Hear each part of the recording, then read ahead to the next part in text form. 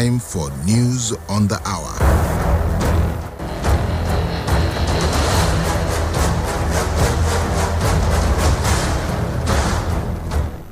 It's midday. Good afternoon. You're listening to the news at noon here on Citizen FM 93.7 Abuja. I'm Rayo Omotosho. The Nigerian Association of Resident Doctors, NARD, is insisting on starting a warning strike today. The doctors are starting the strike despite the fact that the federal government says it has begun talks with their parent body, the Nigerian Medical Association. The least bill for medical tourism was in 2016, while the highest amount was spent in 2019. About $783.77 million was spent in 2017, while about $1.6 billion was spent in 2018. The data further show that over $1 billion was spent in 2020, 2021, and 2022, respectively. The federal government has inducted 8 female achievers into the Nigerian Women Hall of Fame at the National Center for Women Development for their outstanding performance in their professional fields. Pauline Tallen, Minister of Women Affairs, while inducting the women, commended the inductees for their contribution and exceptional feat. She urged them to mentor young folks to sustain the tides of women's development and participation. Tallen also called on state commissioners for women affairs to replicate the structure of the Nigerian Women's Hall of Fame in the various states to recognize and document the contributions of women at the sub-national levels. The Bayelsa State Oil and Environmental Commission said in a report that it had started an investigation in 2019 on the impact of spills and looked at evidence from forensic scientists, blood samples from people in affected areas, and company data. The investigation discovered, among other things, that toxic pollutants from spills and gas flaring were many times higher than the safe limits in sample oil, soil, water, and air, and in the blood of local residents, the Commission reported. The National Assembly has approved the participation of independent candidates in political activities in the country. The Red Chamber also approved that its presiding officers will henceforth be members of the National Security Council. These resolutions of the Senate followed approval of Constitution Alteration Bills number 46 and 58 by the number of states required to make them part of the Constitution. The Chairman, Senate and Ad Hoc Committee on the Review, and Deputy President of the Senate, Ovie Omoagege, in a motion informed the Senate that the bills have been passed by the required number of states to make them form part of the Constitution. Omoagege's motion was titled Passage of Constitution Alteration 2023. Fifth Alteration Bill number 46, membership of the National Security Council to include presiding officers of the National Assembly, and Bill number 58, independent candidacy 2023. Mr. President, the Senate records that on Tuesday, the 2nd day of May 2023, the clerk to the National Assembly was directed to transmit Constitutional Alteration Bill number 20, which is the uniform retirement age for judicial officers, after it met the requirement of Section 9, Section 2 of the Constitution, to Mr. President for his assent. After considering the motion, the Senate directed the clerk to the National Assembly to transmit Constitution Alteration Bill number 58 to President Muhammadu Buhari to assent in line with the provisions of the Authentication Act. That judiciary working. At the moment, they work under very stressful conditions, and that is not the kind of environment that would expect optimum performance, especially when the numbers of the years that they will have to live is not looking very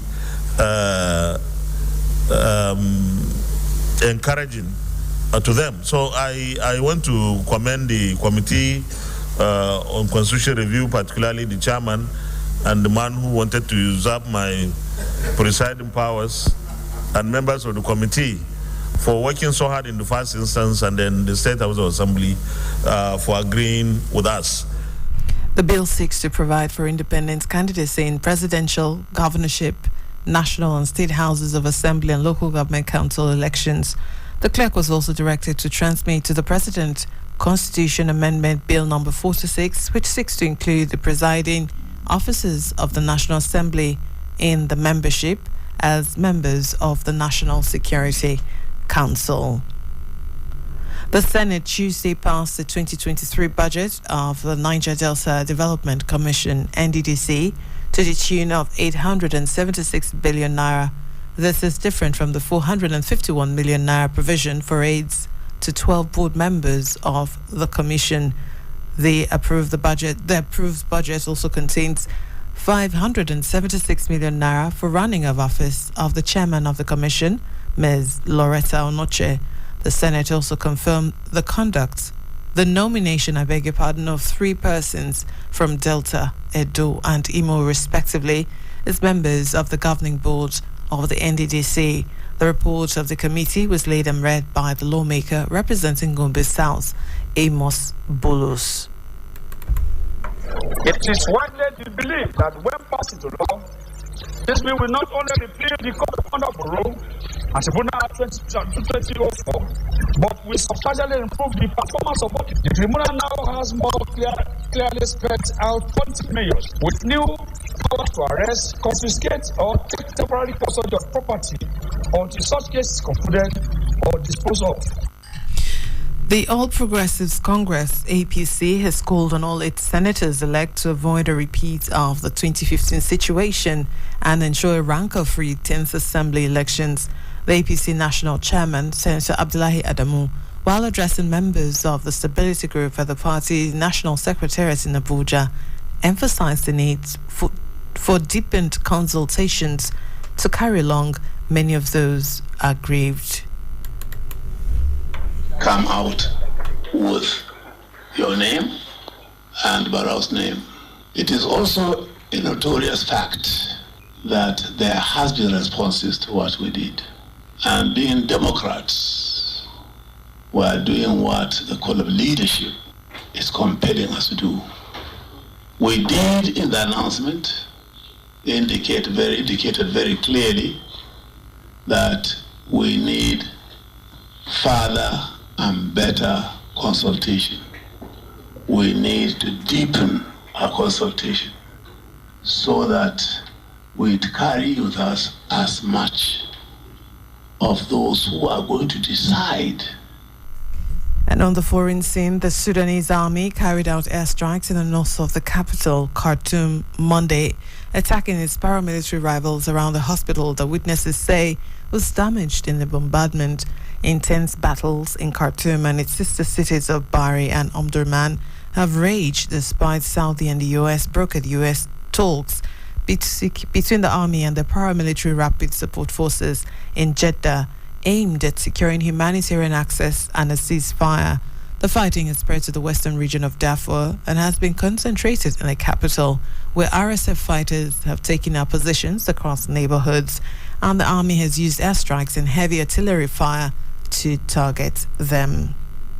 In sports, Inter Milan reached the Champions League final for the first time in 13 years as Lautaro Martinez's goal sealed victory over fierce rivals AC Milan at San Siro. Three-time winners Inter Milan, who led 2-0 after the first leg, will face either Manchester City or Real Madrid in Istanbul on the 10th of June after a disciplined second leg display ensured their progress. Heavily backed at a feverish San Siro as a designated home team, Inter Milan were made to absorb early pressure as a determined start by Milan ensured the match began at a frenetic pace. Still in sports, Manchester City manager Pep Guardiola says his legacy is exceptional as he prepares for Wednesday's Champions League semi-final second leg against Real Madrid. The treble-chasing Manchester City, who've never been European champions, drew 1-1 at the Bernabeu in last Tuesday's first leg. Guardiola has won 2 Champions League as a manager with Barcelona in 2009 and in 2011. And that's the Citizen FM news at noon, as compiled and edited by Lawrence Sumaite. You can follow us on any of our social media platforms on Facebook, Instagram, Twitter, and YouTube.